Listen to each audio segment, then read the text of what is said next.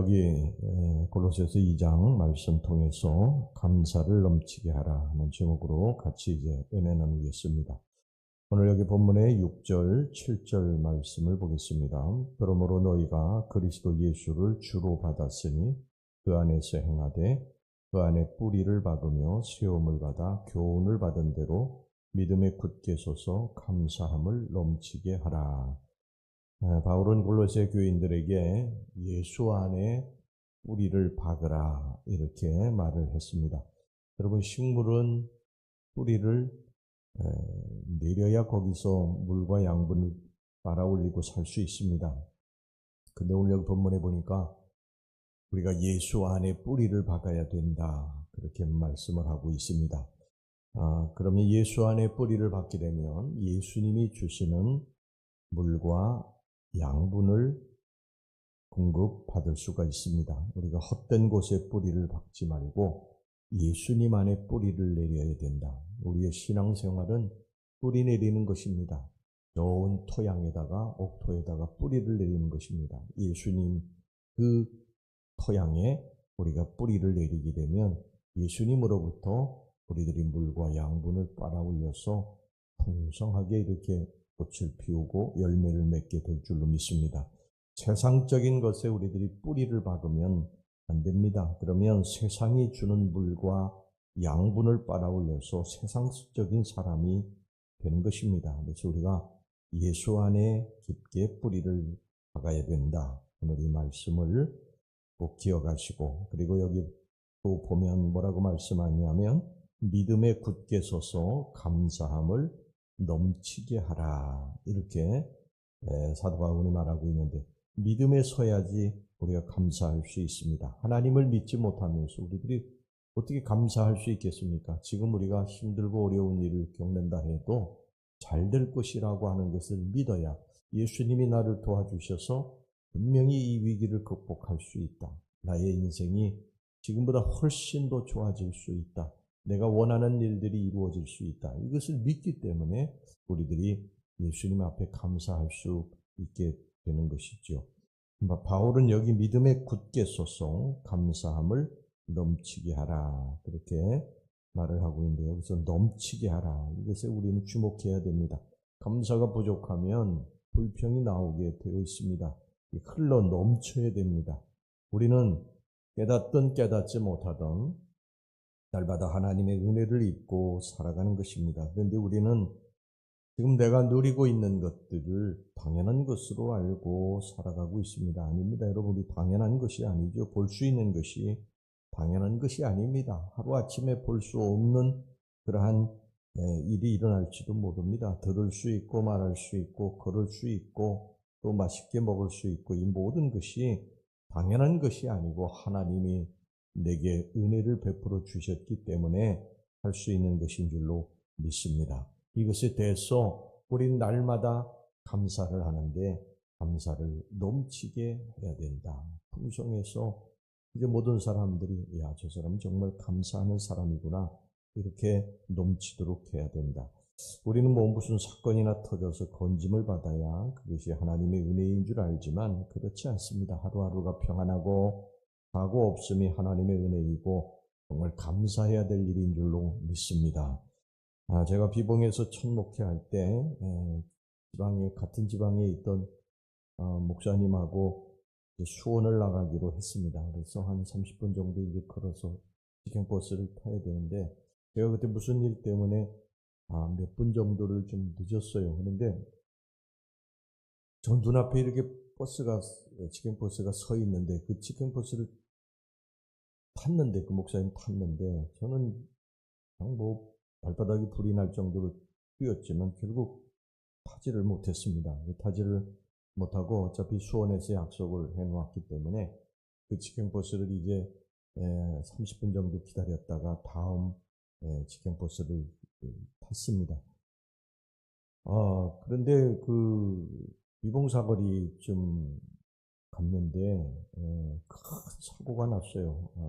25톤 덤프트럭하고 이 직행버스하고 이 갓길에서 내려오는 25톤 트럭하고 이 길을 가던 직행버스하고는 부딪혀가지고 2명이 죽고 한 40여 명이 중경상을 입었습니다.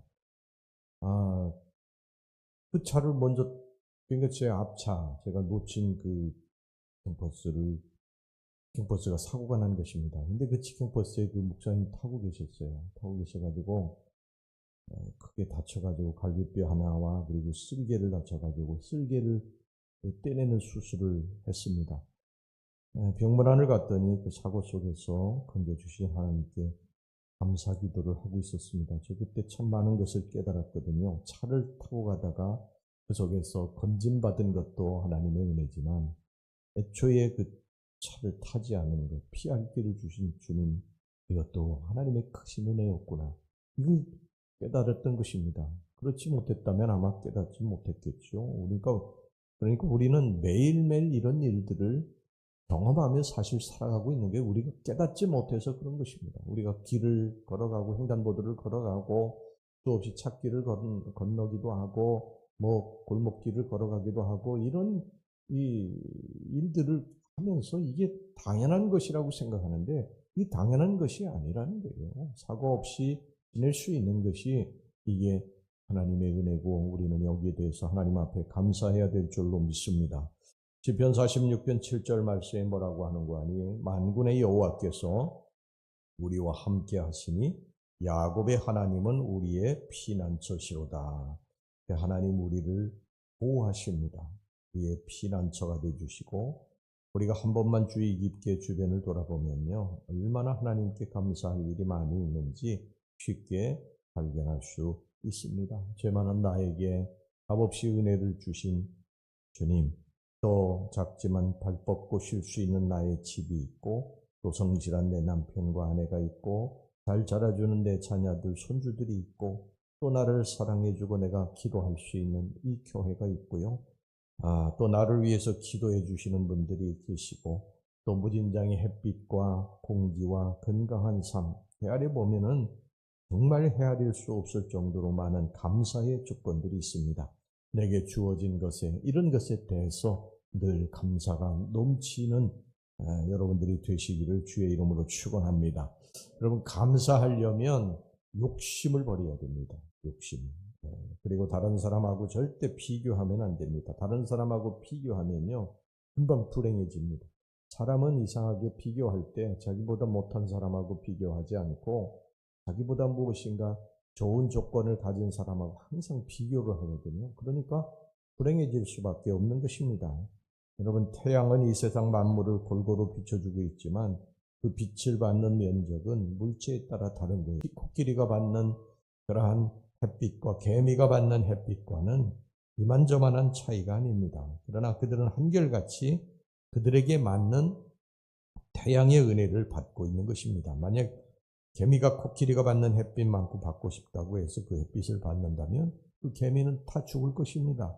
또 코끼리가 거꾸로 개미가 받는 햇빛만큼만 받는다면 얼어 죽고 말 거예요. 이처럼 햇빛의 은혜가 그들에게 족한 것처럼 하나님의 은혜도 우리에게 족한 것입니다. 그러므로 성경에 말씀하기를 내게 있는 것을 족한 줄로 여기라 이렇게 말씀을 하고 있습니다. 이 범죄심리학자인 소포 박사가 교도소에 있는 죄수와 수도원에 있는 수도사의 차이를 이렇게 말을 했습니다. 그들은 먹는 것도 비슷하고 사는 것도 비슷합니다. 그러나 교도소에 있는 사람들은 하루 종일 불평과 이 원망만 요구합니다. 그러나 수도원에 있는 수도사는 하루 종일 감사의 기도를 드립니다. 하나님을 믿는 기독교인도 만일 감사의 기도 대신 요구와 불평, 원망의 기도를 드린다면 교도소 죄수와 별 다를 것이 없을 것입니다. 여러분 진짜 행복은 하나님이 내게 베풀어 주신 것에 대해서 진심으로 감사하는 순간부터 찾아오게 되는 것입니다. 여러분 우리를 도우시는 하나님께 감사하고 살아갑시다. 감사가 잘 나오지 않을 때에 여러분들의 지난 날들을 회상하며 진짜 어렵고 힘들 때 도와주셨던 그 하나님 앞에 감사하시기 바라요. 혹시라도 여러분들 수술하신 분들은 그 수술실에 들어갈 때 우리 주님이 함께 들어가셔 수술을 또 잘 되게 해주신 거 감사하셔야 되고, 사고 가운데 건진받으신 분들은 그 사고 가운데도 하나님이 지켜주신 거, 또 우리들이 일상생활에서 수도 없이 사고가 날 수 있는 가능성이 있는데 애초에 그런 곳에 가지 않고 또 평안하게 지낼 수 있었던 것, 또 먹을 것, 입을 것을 주신 것, 또 뭐 여러 가지 그러한 어려움 속에서 우리들을 건져주신 것, 이것에 대해서 늘 감사하고 살아가시기를 주의 이름으로 축원합니다.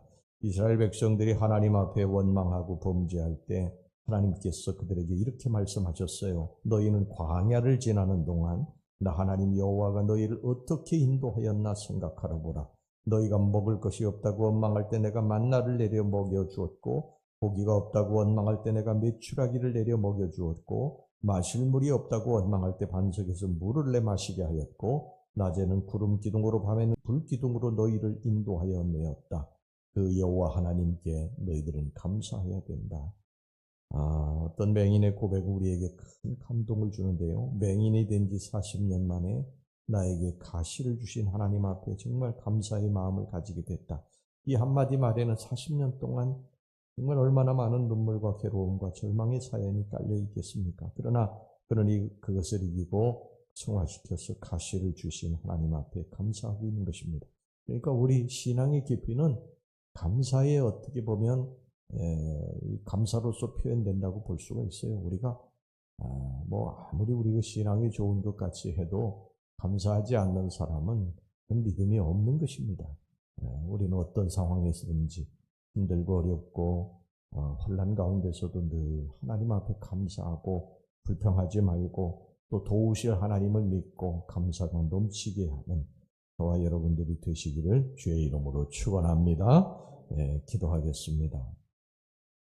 하나님 아버지, 날마다 우리들의 삶에 일어나는 일들이 내게 당연한 것 아니고 하나님이 베풀어 주신 은혜임을 깨닫게 하셔서 아버지, 저희들의 삶에 날마다 하나님 앞에 감사가 넘치게 하여 주시옵소서. 예수님의 이름으로 기도하옵나이다. 아멘.